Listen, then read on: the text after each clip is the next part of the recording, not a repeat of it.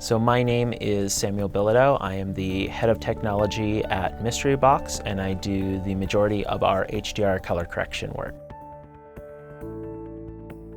At Mystery Box, we're extremely excited about the HDR Image Analyzer 12G. The HDR Image Analyzer 12G supports 8K using a quad-link 12G.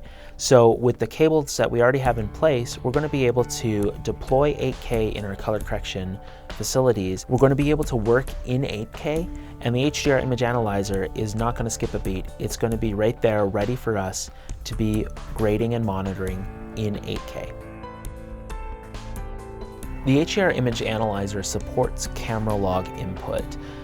This makes it the most powerful tool for DIT or camera matching on set that I have ever used. The camera log input to the HDR Image Analyzer allows the Image Analyzer to not just live in post-production, but to live in a production environment.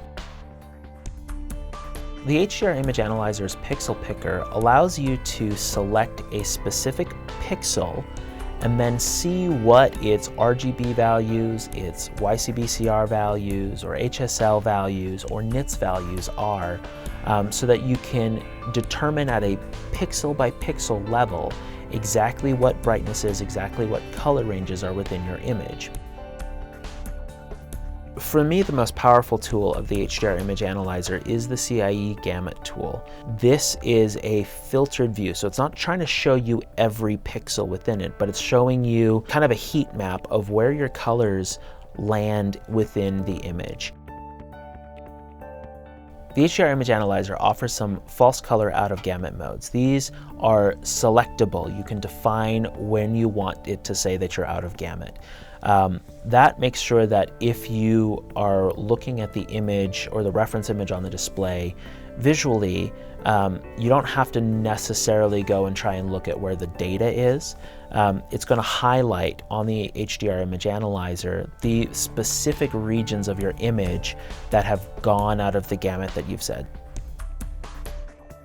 The HDR Image Analyzer includes a Luma Color waveform. If you're familiar with using a waveform monitor, this is going to be very familiar for you. But once again, the HDR Image Analyzer gives you more detail and more finesse in its detail than any other set of scopes generally on the market. With the Luma Color waveform, you can get a really great graphical representation about how your three color channels are overlapping to create the brightness values within your image. The average brightness from a technical point of view is so that you don't exceed the capabilities of displays. OLEDs and LCD displays often have a maximum frame average, and if you go above that frame average, you're going to start getting brightness shifts within the image where the display is going to limit what you're actually doing. And once again, if you go above that maximum frame average, the display is going to compensate by reducing the overall brightness and power. Now, on some reference monitors, you're going to get an indicator for that. On many, you don't. And that's where the frame average light level tool becomes very useful.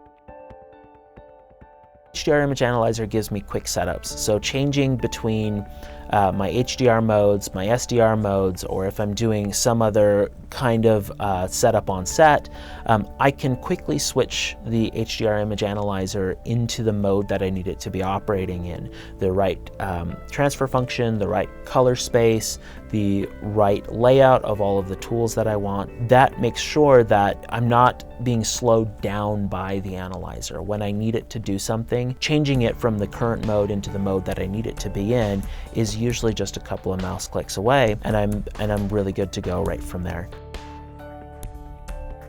The HDR Image Analyzer offers a line analysis mode. This is a very similar mode to the pixel picker, but instead of picking just a single pixel, you can pick the entire line. This lets you see on a more pixel or column by column basis exactly how brightness and contrast levels are changing and adjusting within the image. And so the HDR Image Analyzer gives me a consistent and constant reference that I can always trust to know exactly what I'm doing with my exposure, with my colorimetry, with my white balance.